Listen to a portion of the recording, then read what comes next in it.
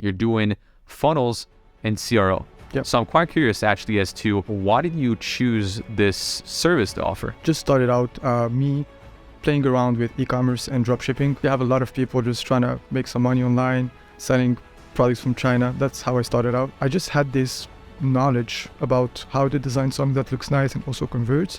So I felt a natural connection, right? I was just like starting out on those Facebook groups posting before after that I told you. And one day, like one post got viral. Like out of nowhere, I just have so many inbound DMs. And by the way, during that night, I kind of closed, I think 4 or 5 people at once. The next day, I went to the beach and I was just watching. I was like, yeah, you did it. Just want to create things and build things by myself rather than building things for others. Let's say right now you're gone for 3 months. What would fail within the business? Like absolutely. Maybe the quality of the deliverable would be impacted. I still attend meetings. I still kind of add my own sauce, my own touch, and it's compounded knowledge. If you're aiming for success, whatever the direction, whatever the vertical, success is there. Yep. You just have to stick to it. All right, ladies and gentlemen, welcome back to the Intent Builders podcast. My name is Justin, and I'm here today with Youssef. We're both meeting each other for the first time actually right now. We have barely talked, just said a couple words when we first came into the podcast studio today. So Youssef, do you want to quickly introduce yourself to the people? Yeah, I mean, I'm going to make it short and sweet, right? My name is Youssef. I'm the CEO and founder of eCommerce.io. And yeah, that's pretty much it. Nice, love it. So we met today because we've actually started speaking on Twitter. I think you first reached out to me a couple weeks ago. Yeah. Yeah, actually, because I just came to Montreal. I used to study here, but then I went to Halifax in Nova Scotia, Canada. Okay. And I came back to Montreal recently. So I just thought I would just try to connect with people in the e-com space and everything. Okay. That's why I reached out. So are you like born and raised in Montreal? Or? No. Actually, I'm born and raised in Tunisia, which is in North Africa. Yeah. Yeah, I studied the French school there. I then went to Switzerland to do a business school. And then I happened to do an exchange year in Montreal. Okay. Right? I spent like 1.5 years, 2 years in Montreal. I finished my studies. And then I went to Halifax, which is like an English-speaking part of Canada, for those who don't know. And now I'm coming back to Montreal just for it's personal. I just like it. Oh, did you? Okay. Yeah. So like in your time here, you just felt like this was a place you wanted to establish yourself in? Yeah. I mean, I was in a grind mode when I was in Halifax, Canada, so I didn't really mind about the environment. But now I'm more open to the world, so I prefer the lifestyle and everything of Montreal. That's why I'm here. Yeah. Nice. I feel like a lot of people that visited Europe sometimes go to Montreal and they're like, it's a good mix between American city and like European city. And yeah. So tell us about ecom funnels. I mean, that's one of the reasons why I wanted to speak to you today, because I've had so far on the channel people in many different environments or many different industries, but it's most likely Facebook ads for something. Like you'll have Facebook ads for real estate, Facebook ads for ecom. I had a splash recently on the channel, which was for email marketing. We actually were in the same studio. Great interview, but different. You're doing funnels and CRO. Yep. So I'm quite curious actually as to why did you choose this service to offer? Yeah, I mean, honestly, it's just started out me playing around with e-commerce and dropshipping. It's a very common scenario, sorry. You have a lot of people just trying to make some money online, selling products from China. That's how I started out. This is how I got in touch with digital marketing in general. It's very basic. I got my ad account banned. Just when I started to have some traction, actually, like I filled some products, and then I started to scale one. I remember it was, I think during COVID, it was like a fitness product, and then my ad account got banned. So I got a bit depressed. But then what happened is I kind of bounced back from that. I did some digital marketing consulting, leveraging the knowledge that I got. And I just found that I really liked the publishing experience in itself. I think it's because I have like sort of background in marketing, but also in design. Like I used to do a lot of design when I was younger. In fact, I had my own like brand, and I used to do it's a fashion brand, and I used to do the design of the shirts and the sweatshirts and whatnot. And I just had this knowledge about how to design something that looks nice and also converts. So I felt a natural connection, right? And what happened afterwards is I kind of started to post like before afters of landing pages and funnels on Facebook groups. And I still remember actually what happened is it was during summer, right? I was in Tunisia in North Africa, and there's like a city where we go for summer. It's like near the beach. It's really calm, chill. And I was just like starting out on those Facebook groups posting before afters that I told you. And one day, like one post got viral, kind of viral, right? Like quote unquote viral. It was like 300 likes or something. Yeah. And I just got so many people reaching out to me like, hey, we have this e-commerce brand. We want to build a landing page. We're kind of struggling with our conversion rates. So I felt like I was the shit. You know, so like out of nowhere, I just have so many inbound DMs. And by the way, during that night, I kind of closed, I think 4 or 5 people a month. And bro, I was like charging $500 for a landing page at that time, right? And but still, like, you know, the feeling, like the next day, I went to the beach and I was just watching. I was like, yeah, you did it. Just because I had like 2K in my Stripe accounts, like overnight, right? Top of the world. Yeah. But that feeling is unique anyway. But yeah, that's how I kind of got introduced into funnels, and I got naturally inclined to it. And that's what I do for a living right now. Okay. And so you didn't study in design, you studied in business, you said, I think. Yeah, I did a business school. Okay. It's HEC Montreal. Montreal. Yeah, that's what I did. My fiance is actually in her last year at HEC. Yeah. So, that's what. Nice. And why did you start a business in the first place? I want to get back to like before you even had eCom funnels. First of all, how long has it been since you started eCom funnels? I think 2.5 years, 3 years now. Okay. So like in 2020? Yeah, it was not eCom funnels at that time. I started as a freelancer, pretty much consultant, and then I named it. I created a business, right? Yeah. It was called Rocket Page, and now it's ecomfunnels.io. Okay. Yep. And you just curious, are you incorporated in Canada or are you incorporated back? Yes, in Canada. In Canada. Okay. And so before you started, I guess this like freelance journey, because I want to touch back on that later and how you made this transition from like freelance now to seem like you have business. Yeah. Walk me through Youssef growing up. You know, what were you doing? Like, what was your life about? Sports you played? Oh, okay. You're going very personal. It's good. Go deep. If you're down to go there. Let's go. I don't mind, man. I don't mind. So I think you're more asking like why I chose kind of the entrepreneurship route, right? And my background. Yeah. So I just feel that that's something, I feel like I was born with it. I know it's very cliche, but I always felt that I wanted to do stuff by myself. Like I don't like, it's not like ego or whatever. It's just that, for instance, if I were to, let's say, work in a digital marketing agency, I wouldn't feel good working in it. I would be like, why wouldn't I just run it, right? Because I know it's a learning curve, but I always have that belief that I'm capable of doing it. So why not just do like the best thing and grow it by myself? Like I always felt that belief that I have the capabilities to do it. And that's why I went to that route in which I just want to create things and build things by myself rather than building things for others. By the way, don't get me wrong, like I really respect people who work in companies. In fact, like eComfunnels.io right now, without my team members, it won't be anything, right? Yeah. It's just that's my personality, that's my traits, let's say, and that's what I like. That's kind of where I want to go. Yeah.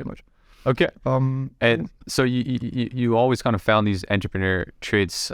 Is there any? Because sometimes people come in and they're like, yeah, you know, I was trading cards when I was a kid. Right. Do you have any experience around that, or like, what was kind of the first time you're like, I might be a little different?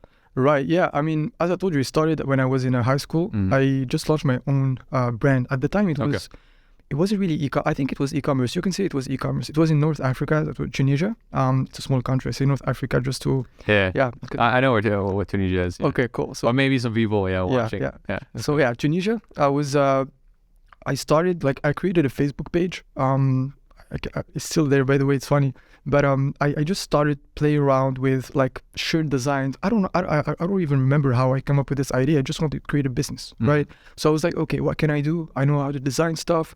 Let's maybe try shirts, right? Because I kind of get the control over the design of the shirt. And I started to create those nice designs around my personality. And I kind of had this marketing mindset to try to create designs that appeal to people and that are kind of attention grabbing if I run ads promoting those designs, especially following the Tunisian urban/Tunisian culture of that, of who I'm targeting, basically. And I just started doing those designs on Photoshop. I just created a Facebook page, created the mockups and whatnot, and then I started pushing ads. Bro, the CPMs in Tunisia are like, it's just a joke. And it was like a few years ago, so it was even lower. And I could just put like $5 or $10 and I got so many impressions and so many. Nice. So obviously it was not e-commerce because like in Tunisia, there's no much payment gateways. It's a bit like in the past for that. But how were people paying you actually? It was like physical. So I kind of created a process in which I had like sort of VA, quote unquote, who would get the messages and then create the orders and then just deliver, right? Oh, deliver in person. So they package, gave me money. Exactly. Yeah. Okay, interesting. Yeah, that is different. I think it was like I was 15, 16. Okay. Yeah. And do you think you've got this inspiration from like watching YouTube videos, from just like who? Because I'm guessing the first time, obviously this was an idea that probably was new for you locally in a sense. Like again, you've probably seen people online do it, and then you're like, well, how can I adapt it to my market? But any specific people that come to mind, maybe that you were following back then? Not even. No. Not even. Just like that, man. Just like that. I most likely got inspired from ads that I saw. Yeah. Like, yeah, that's it. Cool. Gotcha. Yeah. Okay. And design, because you also said earlier that you got started at some point with a little bit of like the graphic design side. How did that came about? I think I was just playing around with Photoshop at some point, and let me actually remember it, because it's so far, man. Yeah, now I remember. I was actually creating, like, I had an Instagram page. I used to do a lot of FIFA back in time. I played like FIFA Ultimate Team and stuff like that. And I created a page. I think at some point I created like edits of soccer players and whatnot. And that's kind of how I got introduced to Photoshop. And since then, I just played around with a lot of things, design-wise. But like it's really far in my mind right now. I cannot remember. But I think that's how it started. That's how it started. Okay. Yeah. So when because you said earlier you started as a freelancer. Yeah. So how did that start for you? Did you do everything yourself? Did you like do all the landing page design? Did you also code it, or did you use like a no-code tool? Like how is the process when you were, I'm guessing, alone at the start? It's funny that you say that, because I told you that was that day in which I had like 2K in the strap. I was so happy, on top of the world. The few days after that was a nightmare, because I had like 5 clients to fulfill. I had to do the copy, the wireframe of the page, the design. I had to kind of implement them, whether using a page builder at that time or maybe coding them, or finding a freelancer to code the design. So it was a really nightmare. And I was like, yeah, man, I can deliver in 5 days. Like, just pay me. Yeah, that's But basically, at that time, as a freelancer, I used to focus more on the, let's say, strategy, copy, and design of the page. And I used to hire a developer to implement those pages. Okay. Most of the time, either coding them on Shopify or like using a page builder. Okay. On Shopify or WordPress. So from the start, you've always been more e-commerce related. Like you haven't done any other style of web design. I did, but like most work would come from e-commerce. Okay. And that's also my skill set. And as I told you, like I had that drop shipping background. So that's where I lean to. I have an interesting question for you, because you may or may not know this about me, but I studied and majored in graphic design. Okay. And I first started freelancing in design, then built a web design agency, not for e-com, just in general, and then pivoted this agency to paid advertising for e-commerce businesses because I lacked recurring revenue. That was like the big thing. I had one-time projects, but as clients did not kept on paying me, it was just hard to always go out there and try and get new clients. Right. So moving back to you with a question is, have you found that transition difficult? Because you mentioned earlier that initially you were paid like 2K and you had like $500 for a landing page. So it was like one-time pricing. Did you ever switch to a recurring model? Like right now, is it only one-time price, it's recurring, or it's a mix of both? So it's a mix of both, because we have clients to whom we just build those landing pages and funnels. So it's kind of one-offs. They pretty much leverage our expertise to get those build outs. And we also have other clients with which we work on a regular basis. Okay. Like, for instance, CRO clients, you really need to do constant testing. You always have to dig into the data. So it's more of a recurring type of work. Yeah. But I started solely with one-offs. Right? Okay. Yeah. And that must have been hard, I'm guessing, is like always on the chase for a new client. It was, for sure. But at the same time, I was more into sort of a learning type of thing. I just wanted to get a grasp on how to build those high converting pages, what's the psychology behind it, how to actually make them convert, because believe it or not, it's not just the design of it. Yeah. Even if most people might think so, mostly like e-commerce brand owners or like beginners, they're like, oh, it's a nice looking page, I'm sure it's converting so well. Yeah. No, that's not the reason it's converting. Okay. Yeah. And we're both bilingual, so we both speak French and English. And do you only service English clients, or you also work with French brands? We mainly focus on like the English market. Okay. Simply because it's a big one, like US, Canada, UK, Australia. Most of the clients are coming from there, but we do sometimes work with like French, with the French market or other countries, like Germany sometime. Okay. Yeah, we don't do the copy in that language. We usually just deliver in English and then they kind of translate it. But what's the most important with copy is like the messaging and the angles more than the actual wording. But yeah. And any client in Quebec, or you never worked with a client in Quebec? I don't recall. I don't think so. No? Honestly, maybe. Because we worked with a few French ones. Okay. So Quebec, I don't recall, honestly. Don't recall. Okay. Probably not. Probably not. And what types of brands are you guys working with right now? Because that's also one thing. Specifically, I know a little bit about the CRO space. I've got some other friends that are in that space. And it's not something usually that small brands will either want to afford off the start. Like it's not a priority for a lot of the small brands. They're gonna pay email marketing teams or paid ads agencies first before they get into CRO. Yeah. What sizes of clients do you usually see that you work with? It's a very valid point. In fact, as you said, like CRO most of the time requires a lot of data, right? Because if you want to get that qualitative analysis of what's going on in your website, you need a lot of data to make like valid conclusions, and you also need a lot of data to have like good testing. Like just like a quick concept, statistical significance is basically when you run an A/B test, you need to reach statistical significance to know that this is the result and it's not just due to luck, right? Yeah. To reach that, you need a lot of traffic. And most of the time, like small brands, it would take like 3 months to get a statistical significant test, which is unrealistic for them, right? So what we do basically at Ecom Funnels, it's actually a gap in the market because, as you said, like most CRO agencies, they focus on bigger clients like 7 and 8 figures brands, sometimes 8 figures brands as well. Because with those guys, you can pretty much pull a lot of tests on a monthly basis, get like work on a recurring revenue with them, as you said, and actually deliver results. And even if they pay you good money, you also provide a lot of value to them because just a test that would add like 5 to 10% in conversion rate, that's a lot of money, right? Yeah. For small brands, they cannot do that, but at the same time, they want to have a good particular experience because especially in the ecosystem right now of paid ads, like you really need to nail down the creatives, the offer, but also like the funnel in itself. Yeah. So we came to kind of leverage that gap in the market to serve not only bigger brands, but also smaller brands and like mid-tier brands. Interesting. And how do you do that specifically? Like what's different about you that makes it so that you can service these clients versus other agencies that focus more on the 7, 8, 9-figure brands? You mean the smaller ones? Yeah. I mean, we have a very scientific approach. We do a lot of research when it comes to building pages. So we do a lot of user research. So we also work as a sort of marketing extension of their efforts, right? Most of the time, like we also work, don't get me wrong, we also work with bigger brands, but for the smaller ones, like the value that we deliver really is to leverage that expertise of CRO without having to pay a recurring revenue.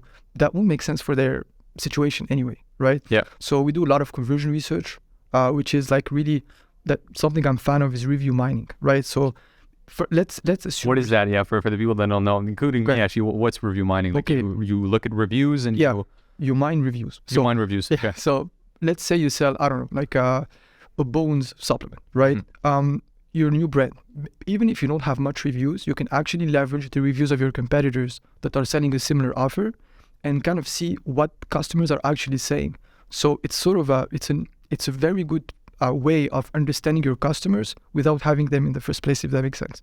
So what we do right now, and I'm gonna leak it, we do AI-powered review mining. So what we do first is imagine you are a new brand or mid-tier brand and you're selling, again, a bone supplement. Our team would actually go and check your competitors, maybe on Amazon or competitors who are running ads. We would like get all of those reviews in bulk and we would analyze it using AI to gain a lot of time. And we use those insights to implement them in your funnel and landing page. That way it's super relevant to the traffic you're welcoming through paid ads, right? I think AI is amazing, man, because now you've opened up a really nice door. Yeah. I'm not only spending a lot of time researching AI, I've implemented a lot of AI within our team and have recorded a ton of videos lately on AI. One of the biggest things for us as a paid advertising agency was also the research process. So looking into competitors, market in itself, also just taking fundamental principles and applying them to our specific brand, like giving the AI our current data of Google Analytics or Shopify and being like, analyze that, come up with marketing angles. This entire process we basically now put through GPT. How has AI helped you increase your output or potentially decrease the time that it would take you to execute on certain tasks? Mainly in review mining. Honestly, like copywriting, maybe. Obviously, I have a team of copywriters. They do leverage AI, but they still add their own touch, right? But like AI, design-wise, is not there yet, right? Especially, I'm not talking about design like, like Midjourney, it's crazy. Like you can have a picture, picture done by AI, right? Yeah. But when it comes to combining those consumer psychology principles and design elements of like having that combination of design that follows the copy and the messaging, AI is not there yet. Yeah. It's, could be, but not as of yet, right? Yeah. So I mainly leverage AI for the review mining because if you're kind of familiar with CRO, usually how review mining is done is you just pull up your reviews and you just kind of open an Excel sheet and you get all of those insights and you read them all one by one. That takes some time. With AI, you can just plug everything at once and like fire it with prompts, and then you get those insights in a few minutes. Yep. I'll give you a little nugget on that, but you're talking about the marketing psychology and consumer kind of thinking. We've actually found a hack, like at the agency. If you have a specific book or specific like writing or something that you have about a marketer that you like, or about it could be any type of book for that matter. Yeah. You can feed part of that book to GPT, tell it to start thinking exactly like that segment of the book, and then get it to then you feed it your data and you ask it to analyze it from the standpoint that it thinks like the book that you've given it. Right. So you can technically kind of hack it to make it work in that way. And then you have crazy output. Like you could give it some of the best marketers in the world type of knowledge and then give you data and it'll analyze it just like that marketer would. Yeah, that's the thing with AI, right? It's only as smart as your prompts. Yeah. So like if I want to have an understanding on certain reviews, I would ask it like, there's a big hack, like you just said, as though you were and then you add the thing, let's say a CRO expert. Mm-hmm. If you plug that into the prompt, it would actually think in a different manner than if you just ask something right away like that. It will be less generic, more focused. So it's all about how you frame it, really. Yep. And we talked earlier. I completely forgot actually where I was going with this, but we talked about changes. Sorry, you said CRO earlier. That it takes a lot of data. Yep. And that's something I've also heard from a guy, the CEO of Obvi. I don't know if you know the guys at Obvi, the CMO, at Obvi. He was saying on Twitter the other day something that I thought was like very valid for us as like an advertising agency. He's like, small changes require a lot of data. Yeah. Big changes require like less data. Yep. And CRO specifically is a small changes game. Yep. You just cannot come in, and I've seen so many agencies doing that, quote unquote CRO agency to just come in, redesign the entire website, and they're like, yep, we're done. And then it just fucks up the conversion rate, and you just don't know what happened because there's so many variables that you changed that at this point it's like you have to unpack you basically have to restart. Yeah. So with that said, I think you really are in a game of like really picking these micro optimization and with time and data and people figuring out what works or not. And that's why it's better to have a recurring model for that, because it takes time. Yeah. Right? It takes time to dive into that data, which like quantitative data is like let's say the what's happening, right? Like if you have a high bounce rate in the landing page, or if you have like let's say for instance a high add to cart rate but a low purchase rate, let's say.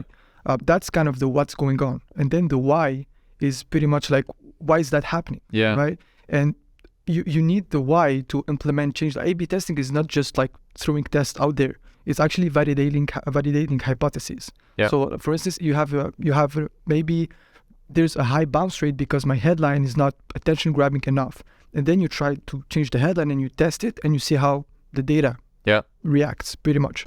So that's an ongoing process, and there are so many tests that you can implement. Obviously, like there's like test and test. Like some tests are really more significant than others. For example, for this context, like for e-commerce landing pages, the top fold is really what you have to nail down first, because it's the first interaction with your paid ads. It's the first thing that people see. It's what will tell if people are going to stay in your page or just bounce. And for that case, you won't even have a chance to convert them. Yeah. And what has been for you the quote unquote secret for these smaller brands, because I'm going to give an example in the ad space, or even Splash, which I had recently on the podcast here, who was in the email space. Ad space, it's much easier for us to work with the client that can front more ad spend. Because technically it's the same concept. The more ad spend, the more eyeballs on the ads, the more people interact with the ads, the faster we're able to see whether or not this is a winning ad. And therefore, we're able to launch new creatives faster and get results faster, right? Well, either get or don't get results faster, if that makes sense. Emails is the same thing. If you have no recipients opening your emails, then you can't really test much, right? A bigger list allows you to test more stuff. Right. What about you with CRO? Like personally, I've just chosen to not work with smaller brands due to that reason, where it's harder to test due to the volume that is available. So for you, what has this been like? For working with smaller brands. Yeah, what's your experience in working with smaller brands? Honestly, like it's definitely less enjoyable than working with bigger brands, because of the nature of the work in CRO, we need a lot of data. But at the same time, you're kind of addressing a different problem, right? Because when it comes to, let's say, landing pages and funnel, there's always, like, for instance, most of the brands that come to us, they have a very bad first state, right? They have like that very basic product page template. They're not speaking to their customer enough. So it's really about the research. We're basically setting them up for quote unquote success to see if they're doing well with ads. Because sometimes they're just running ads to something that's not converting. Maybe their ads are not that bad, but their conversion rate is so low, their AOV is so low, so they don't even have a chance to compete out there. So we help them make sure that at least they're running traffic to something that is somewhat optimized. And that's where research comes in. That's where best practices. I don't like the word best practices, but basically I'll give you an example of what I mean by best practices.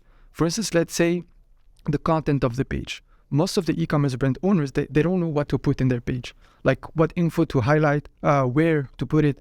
And like that depends on so many factors. Let's say you have a sophisticated product. For that case, you will need to handle a lot of objections. There's a lot of questions that you have to answer. And you also want to know what to put first and what to kind of put at the end of the page. All of those directly impact the conversion rate. And most of the time it's in the positive manner, because if you have a sophisticated product, it's okay to add information. It's okay to answer questions, as long as it does not make it's not more like even more confusing for the people. So long story short, what we do really is do a lot of research, make sure we understand their product and put them in a good position for the paid ads. That's for the small one. For the mid one, they already have something to start with, so we might do some heuristic analysis in which we check what's going on in their page, basically, and then implement our own sauce. That makes sense. But it's very contextual. It depends on so many factors for the brand. That's why most of the brands are lost when it comes to that. Yeah. Literally. Yeah. That's interesting, because I sometimes, some of the clients that we've been working with sometimes bring on CRO teams, or they ask us for like a referral or whatever. And sometimes these people talk to us, like we interact with their CRO team, because there's such an intricate link between the people that send the traffic and the people that optimize the traffic. True. It's like sometimes the problem is also on the ad side.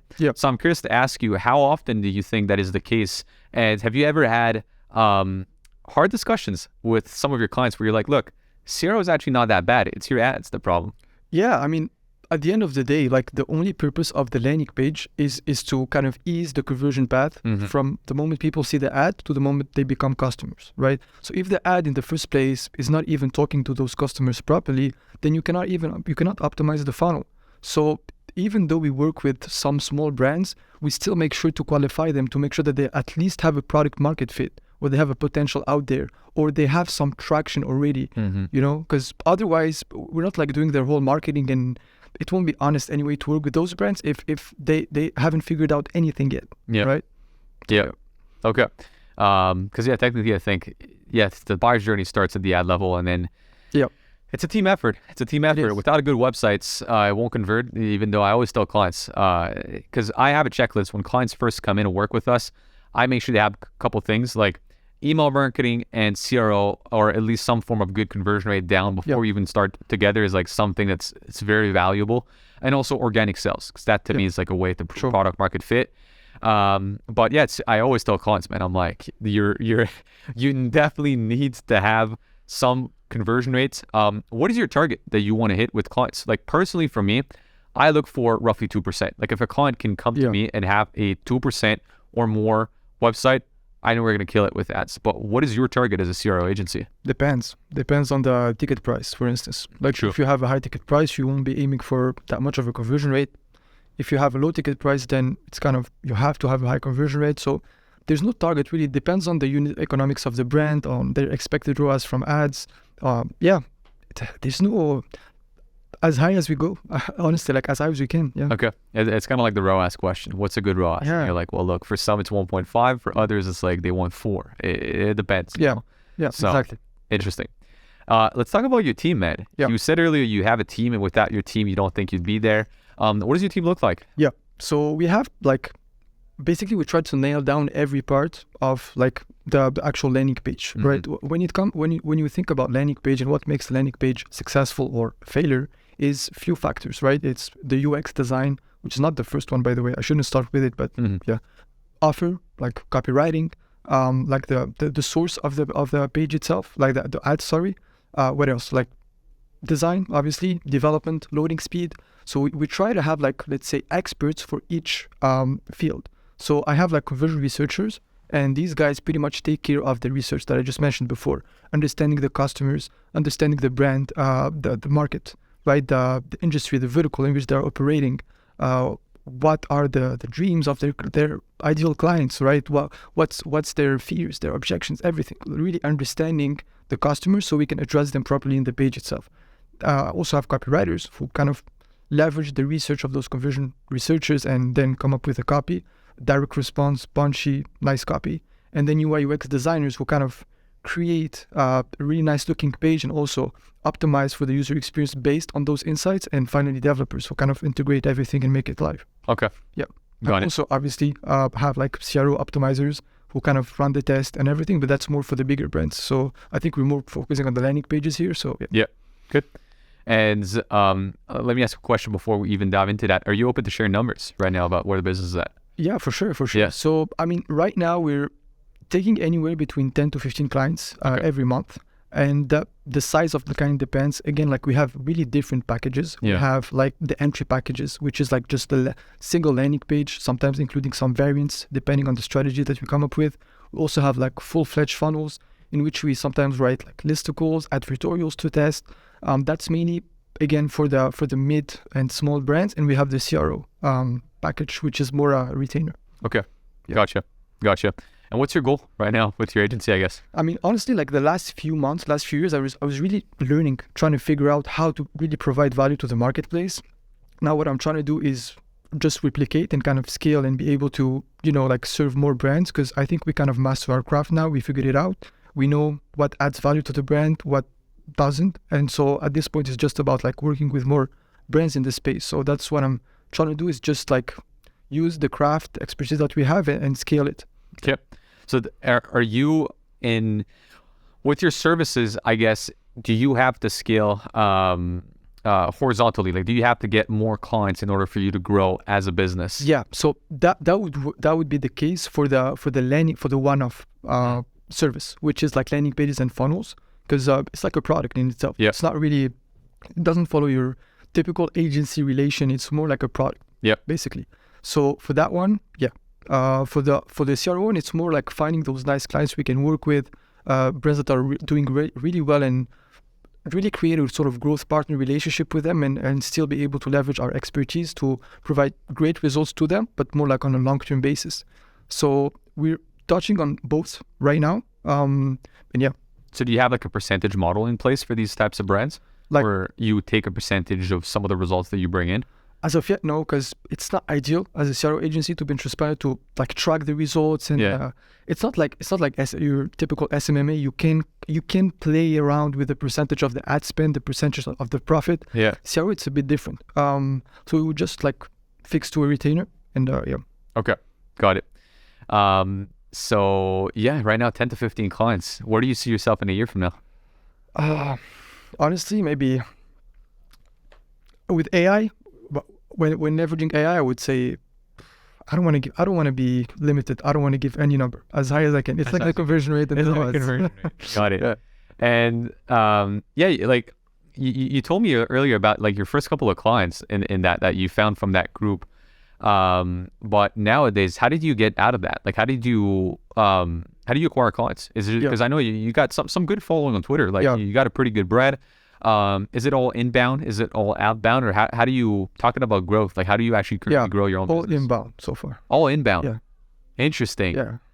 Is it all Twitter or like? Twitter, some also relations with digital marketing agencies, because you're like, you run one. I don't know if you guys build the landing pages for your clients. No, we don't. Yeah, you see? Yeah. So like, it's a need basically. So they come to us to kind of complement their services. So that's where we position ourselves in a way, but we also have a lot of individuals who come to us and like, hey, I need a funnel for this page or landing page. Have you ever thought about doing outreach for that? Like instead of reaching out to your potential clients, reaching out to potential agencies? Of course, I thought about it. Yeah, for sure. I mean, honestly, I was so focused on like the actual deliverable of the agency of our company so far that I wasn't really focusing on scaling, and like the flow of clients I was satisfied with it. But right now I'm exploring that route for sure. I'm exploring like cold emails, outbound. There's so many ways of attracting clients, but I really wanted to nail down the operations of the company, making sure that the craft is really as high as it could be, and then scale, and not the opposite. Otherwise, it would be kind of a hassle, at least from my perspective. Yeah. So, because that's it. I think when I looked at my business journey, right, I also started in 2020. 2020 for me was like figuring out what I want to offer. It was just more like, I said earlier, I did design, then I wanted to e-commerce, paid advertising. 2021 was product market fit. It was just figuring out, okay, this is the service I'm going to sell, but how can I best sell it to people? 2022 was the year of like scaling, actually starting to make money out of it, which was the first year like money really came in. Yeah. And for me, 2023 so far is a year of stability. It's like, all right, now we've scaled. Now we know what product market fit is. How can I keep on compounding this scaling efforts by taking a little less of my time and having a better team and also having a more streamlined service? It's like, I'm just kind of reworking everything, not just acquisition, but now that we figured out product market fit like about 2 years ago and scaling last year, it's like, I figured out acquisition, I figured out service delivery. Now I'm trying to get them both on quote unquote, not autopilot, but at least bring on a lot more team members that can sustain that without myself. So if you look into your business right now, where do you think you are still the bottleneck? Like, where do you see where like a lot of the stuff, like let's say right now you're gone for 3 months, what would fail within the business? Like absolutely. I would say maybe like the strategy side of things. So of course, like I have conversion researchers, I have like copywriters, I have UI UX designers, and they do a really good job. But I feel that if I went out of the agency for a bit, maybe the quality of the deliverable would be impacted. Okay. I would say, because I still attend meetings, I still kind of add my own sauce, my own touch, and it's compounded knowledge. I've built so many funnels and landing pages so far for so many like verticals and niches that I kind of have that intuition, right?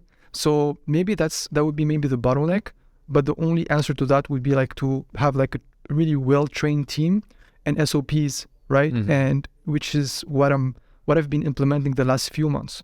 So I'm kind of preparing my exit. Okay. Yeah. And do you have managers at all in your team, or is this all like people call them like individual contributors, right? They're just like workers, but nobody's like managing these workers besides you. There are. Okay. Yeah. And is that like your next logical step? Because I'm thinking if you really want to scale, let's say you're getting to 20, 30 clients, it probably makes sense to find a guy that I'm going to go on a tangent very quickly, but I've found that the best people to work in our team nowadays goes against the traditional model that people tell you, which a lot of people are like, don't hire entrepreneurs. Find like whatever, VAs, or just find people that don't want to be entrepreneurs. I actually think a little bit contrary to that right now, because I do think that the best workers are entrepreneurs. Like they are the most determined, and I've taken someone out of their current agency to come work with us and to manage our team. Is that something you've ever thought about? Like looking at small CRO agencies, talking to the founder, and getting them on board? Honestly, I've thought about it, but again, like I still have that belief as well that like don't hire entrepreneurs, right? Because I am an entrepreneur, and I know what the mindset of an entrepreneur is, and even though you might join a company at some point, your perspective is not to stay there, or your perspective, in my opinion, is not to kind of blend yourself in the culture, right? It's more about taking expertise from it and then build your own afterwards. That's how I see it, right? So that's why I'm not leaning towards that. But I'm not saying it's not possible, right? But yeah, that's just my belief on that. And I thought about, for instance, hiring like landing page designers, or there are a few of them on Twitter, by the way. But yeah, I still feel that they really want to do their own thing, and I don't know. I feel like it would be challenging to blend them in the culture. For instance, now I have a landing page team leader. She also does conversion research. And what I like about her is that, for instance, sometimes she tells me like, I don't know how you manage that, how you manage the company. Like for her, it feels like complicated, right? Mm-hmm. But at the same time, I tell her like, I don't know how you also do that, like to feel that it's complicated. I don't know how, if you see what I mean, but like I feel it's more like mindsets, right? She has the mindset of managing a team and being like blend in the culture, but she doesn't have the mindset of like growing the company in itself, if that makes sense. I do, right? So I'm not saying this is right or this is wrong, but it's just like how people think, and it's more like traits and behaviors and how people are comfortable. It's also like when you're an entrepreneur, you're taking a lot of risks, right? And I'm fine with it. I like it. That's something that I like to wake up and be like, today I'm going to do something that's challenging, right? Some other people, based on their traits and their behaviors and their past, I don't know, like it's just their mindset. They prefer to have like stability and do well in something in which someone else is growing, if that makes sense, right? So that's how I see it, and that's the type of profile I'm trying to hire, right? You know what's interesting about that is that I think a lot of us are getting this wrong, because what you said something very interesting. You said something like they prefer stability in an environment where they can help somebody else's, not dream, but somebody else grow, right? Which technically that person is you. But if you think about yourself, you're doing the same thing for the clients that you're working with. We often think about ourselves as like free, as like we've got full liberty, right? But technically we're serving our clients. Like at the end of the day, they're our employers. Like it's your. They're making, if you look at those e-commerce brands, they're making a lot more money than you are. And you're taking a piece of that pie. And then your team is working with you, they're taking a piece of that pie too. So it's like, it's where do you position yourself in that pie? And if you think of it, the highest person in that pie probably either is the e-commerce brand, or probably even above that, it's like Shopify. It's the SaaS company that even that hosts where the brands are working on. Fair enough. Yeah. Fair enough. I mean, there's nothing wrong in what you just said, honestly. Like, for me, like from my perspective, I think that both you and me, we could launch an e-commerce brand tomorrow and probably be successful. Yep. Right? So that's a good question, by the way. Why don't you do that? I'm curious as well. That's a very good one. It's funny because I recently hired a team member that had a big dropshipping past. The guy talking about that, I think we have a difference in opinion, which is very interesting. He had dropshipping businesses. He made a couple of millions actually with that, and now he's like one of our media buyers at the agency. And he's asking me the same thing. He's like, yo, dude, like you scaled so many brands at this point. Why don't you just start one? Yeah. And there's a couple of things. First, it's opportunity cost. I think that the cost of me not focusing on the agency and building a brand would probably be like, especially in the short term, I'd probably be making more money focusing on the agency than I would be building a brand. So on a short-term basis, I think it's a better play. Yeah. It is in my long-term goals, and I'm talking, for me, long-term is not like in an agency world, it's like a year and a half type of thing. So it's really not that far away. I do want to start building our own brands. Now, I'm surrounded with friends who are dropshippers, but also have great friends who own their own brands and build like multiple seven-figure brands. From my knowledge, what you just said about it kind of being easy to start a brand, I strongly agree. I think it's easy to make about $500,000 a year with an e-commerce brand. I think at that point, you need basic product market fit, a decent website, and decent marketing, and you can get to that point. Yep. I really think that breaking past multiple seven figures is where like it gets challenged. Right. It requires a different paradigm shift, and the primary one that I think most people are afraid of is leverage. Most of our clients that don't want to scale, as an example with paid ads, like paid ads is pretty simple. It's money in, money out. Yeah. The more money you put in, the more dollars you get out, or usually as long as you maintain profitability, right? And sometimes I'm baffled. I'm going to go towards some of our smaller clients, and I'm like, look, we're working with you. We're doing great. We're spending, let's say, $7,000 a month, and we're getting you like a 4x ROAS. You're profitable. If we look at your margins and everything, you're profitable. Why don't we turn up the ad spend? Like, don't you want to make more money? Like, I'm afraid. And one time I really challenged a client. I'm like, what are you so afraid of? If I could tell you tomorrow morning we ramp up the ad spend by another $100,000 and we keep up profitability, don't you want to make more money? He's like, cash flow is a problem. Like, why is that? He's like, well, I don't have enough cash reserves to buy the inventory that will be needed to support this ad spend. And then I don't even have enough money to also support that ad spend. So I'm like, okay, but every big brand made that transition at some point, never had the money in the bank. You need credit, you need leverage. Yeah. And that's why, look, some of our bigger brands, they're going to negotiate with Facebook net 90 payment terms. So they've got 90 days to pay back their Facebook ad spend. And not only that, they're going to negotiate. There's like these credit card companies in the US, like Parker as an example, which also offers you 90 days payment terms. So what you're telling me is like, you've got 90 days to pay your Facebook ad spend with a credit card that also has 90 days for you to pay back this credit card. That's leverage right there. Out of a sudden, you have 6-month leverage over your spend and like paying back your inventory. So it's like, I feel like a lot of these brand owners get stuck in this under leveraged position. They're not leveraged enough for them to keep on scaling. And this is where it's like, it's more of a personal problem. If you look into their personal life, they're probably the type of people that like to pay off everything, not a lot of debt. And it's like, it's scary for them, the concept of debt. So coming back to that, to answer your question, which was why don't I start a brand? I could start a couple small brands, like $500,000 a year type of brands. But I just feel like right now, if I focused on the agency more, and the agency is talking about my goals, is not to a point where I think I can really leave it. Like, I'm still also involved. As you said, for me, it's two places. It's acquisition and strategy. I am still needed part of the team. And this is where I've been working for the last year at really trying to find the right people, or the right structure, at least the right systems, to make sure that I'm not as needed there. And if I can buy back myself some time while maintaining cash flow from the agency, 100% the first place I'm looking to is building a brand. That's on the map right now. It's not about if, it's when. Like I'm in talks with a good friend of mine about like starting a brand, potentially even get funded. It's something I've thought about for a while. So I want to do it. Man, I have the same mindset, honestly. Like, I really join you when it comes to like opportunity cost, because I also had this dilemma at some point. Like, I know I could launch a brand, right? But why not? And the answer was, again, like, I started this. I kind of went in depth into the rabbit hole, understanding the ins and outs of the service that we provide. I know that there's a market for it. I know that there's value that we deliver. We already invest a lot on it.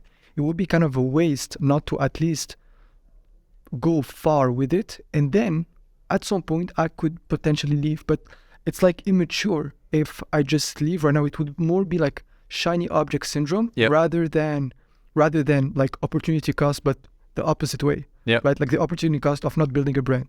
So at this point, I'm just in a position where I should, if I want to build a brand, for instance, I just should be patient enough to like really like scale that agency, and then be able to get out of it, and potentially, if I want to start a brand, if that makes sense. E-commerce is one of these industries where I feel getting revenue is easy, making profit is not.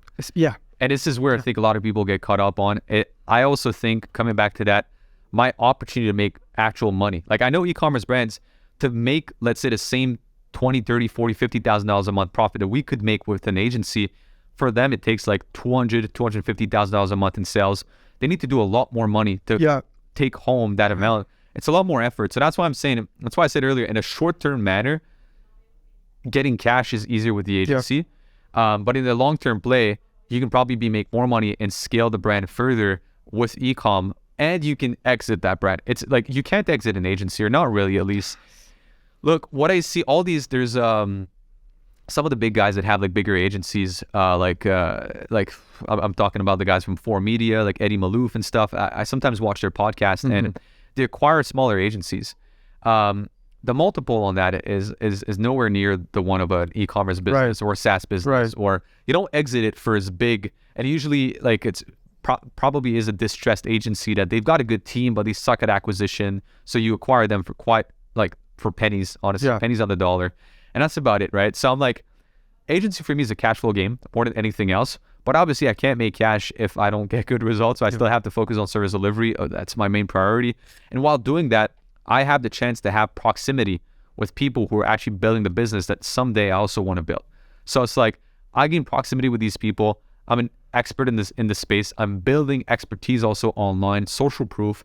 And in the process of doing that, the day that I come out with the brand, I think it has a better chance of succeeding. Because you look at, like, listening to a podcast earlier that the Nelk boys did with Trump like just yesterday, and Trump did everything. The guy did good like real estate. He became a president. He also released a song. I don't know if you know that, like, a couple months ago on on Spotify, and he was like #1 on the Billboard. And it's like the guy can basically do anything at this point because he's built a brand, and it'll just work.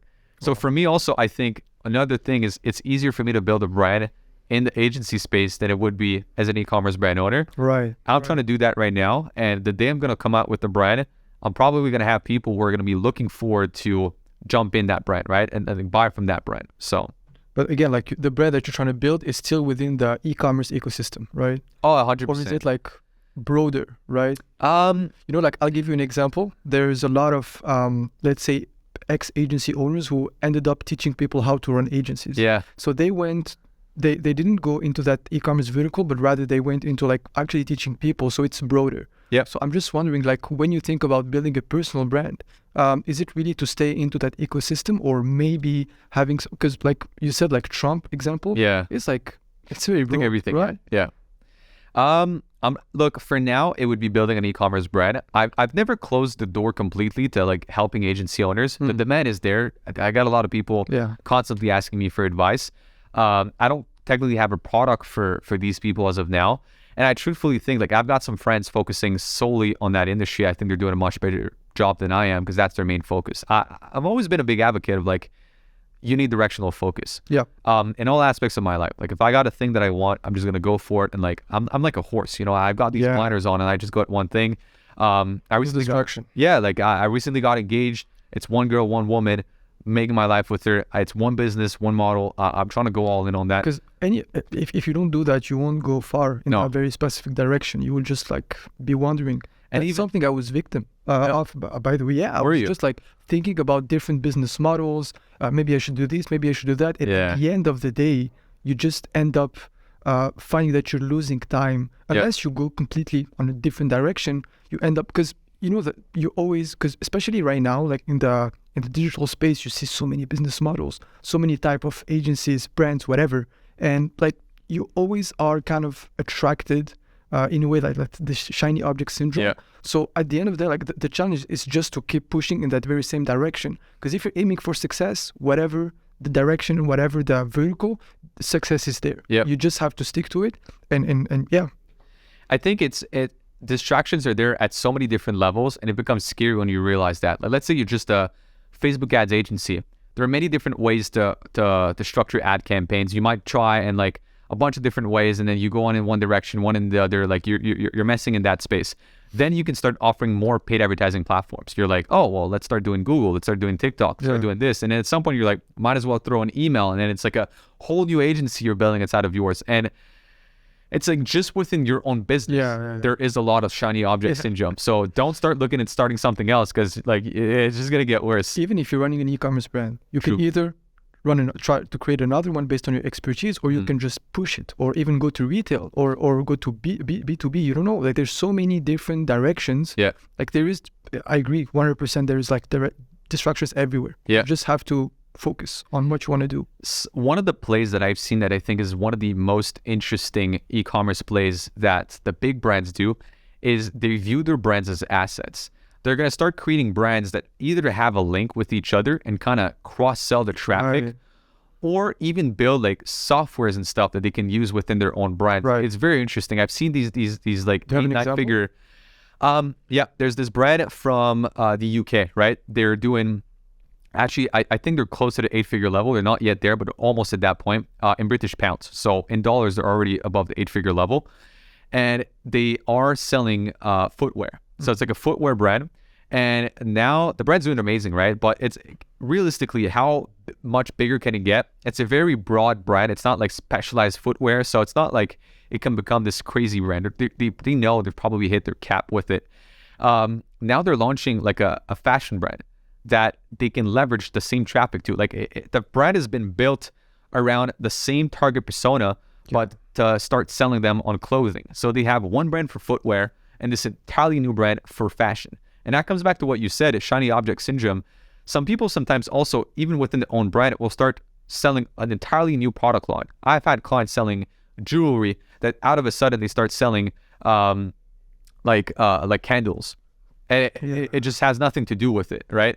You're much better off, and I've seen it work more often than not with brands building an entirely new brand off the side with the experience that you've had and leverage this audience to kind of feed this new beast. And it's like now you got a whole new vertical you're launching for the same clients. And it's the same way as if you look at an agency who now, let's say you're capped at $100,000 a month with Facebook ads, and you decide to launch a Google ads. Well, you can add another retainer to the same clients you're already doing Facebook ads for, other vertical.